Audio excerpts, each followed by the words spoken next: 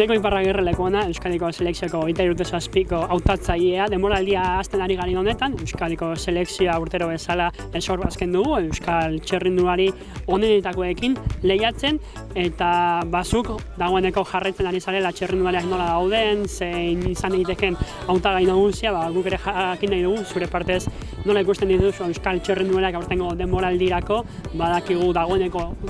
batzuk esor bazken oso ondo muntzen ari direla, Eder Ruiz, Unai Zubeldia edo Iker Mintegi bezala, baina ikuspegi global batekin nola ikusten dituzu? Bai, esantzun bezala ez, urtez urte generazio aldaketa natural bat ematen da, eta urtena ikusten dugu ja, horrela generazio edo erreleboa. Momentuz, lehengo urtetik selekzio erdia mantentzen dugu, gutxi gora bera, bai, bertan ditugu Julen Arriola Bengoa, Unai Zubeldia, esan bezala, Alusti izan naiz eta ezin izan zuen gukin lehiatu, punta-puntan ibili zen txirrindularia, Alex Diaz, eta, hoiez gain, txirrindulari berriak sartu ditugu, ez? Aritz Sein, Inigo Izagirre, denen artean ikusten da maila badagola, eta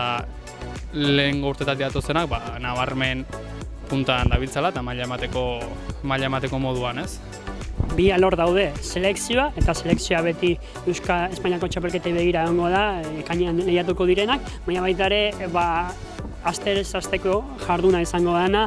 punta-puntako lasterketak izango ditugu, Espainiako Kopak, Itzul, Bidasoa, Nafarroa, eta hortan, espero dugu beti, Euskalunak aurrean ibiltzea, aukera horiek nola ikusten dituzu?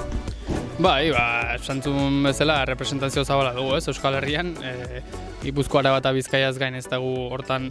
mugatzen gehan, iparraldean Maxim dugu eta errelebo berdinak doz, Nafarrian Mintegi, Unzilla, Aznar, txirrindulari asko, seguru hemengo lasterketa guztietan behaien artean ibiliko dila lehian, eta kanpoa begirare lehian muturran ibiliko dila, ez? Eskarrik asko.